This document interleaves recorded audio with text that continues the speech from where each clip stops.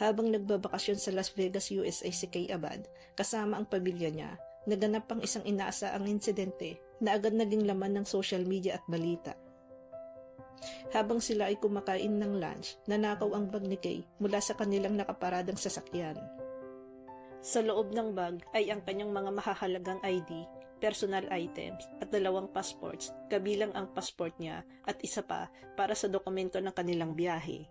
Hindi inaasahan ni Kay na mangyayari ito sa isang supposedly masayang family trip. Pagbalik nila sa sasakyan, doon nila napansin ang forced entry at natuklasang nawawala ang bag. Dahil sa insidente, napilitan silang dumiretso sa police station upang i-report ang nangyari imbis na magtuloy-tuloy sa kanilang plano para sa bakasyon. Ayon sa mga ulat, naging cooperative naman ang mga pulis, ngunit dahil hindi kaagad ma-recover ang mga dokumento, naapektuhan ang kanilang buong itinerary, pati ang pag-uwi nila pabalik ng Pilipinas. Dahil nawalan siya ng passport, naging abala ito para sa pamilya, lalo na't dapat sana ay uuwi na sila. Kinailangan pa niyang magproseso ng emergency replacement passport para makaalis sila mula sa Amerika.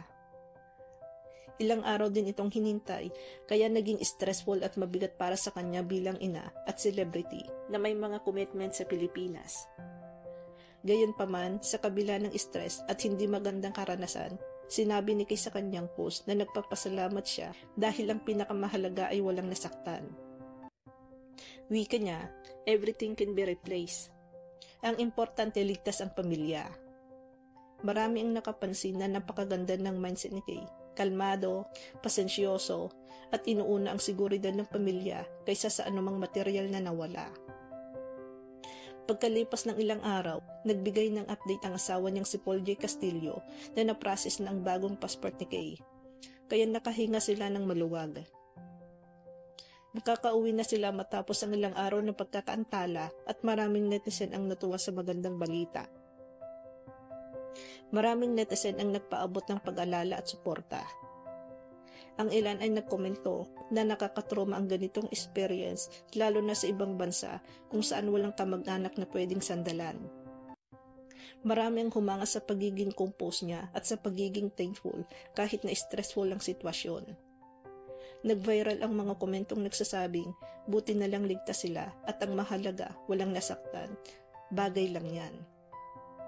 Naging daan din ang insidente para magbigay ng reminders ang mga kababayan sa Amerika at mga OFW tungkol sa pag-iingat sa Las Vegas at iba pang tourist-heavy areas kung saan madalas ang car break-ins. Mailang netizens din na hindi naiwasang magkomento na delikado na raw ang ilang lugar doon at sana magkaroon ng mas mahigpit na security. Nang i-post ni Paul Jack na may bago na si Kay ng passport, bumuhos ang congratulatory comments at mga mensahe ng relief mula sa fans. Sabi pa ng iba, at least makakauwi na kayo, safe travels.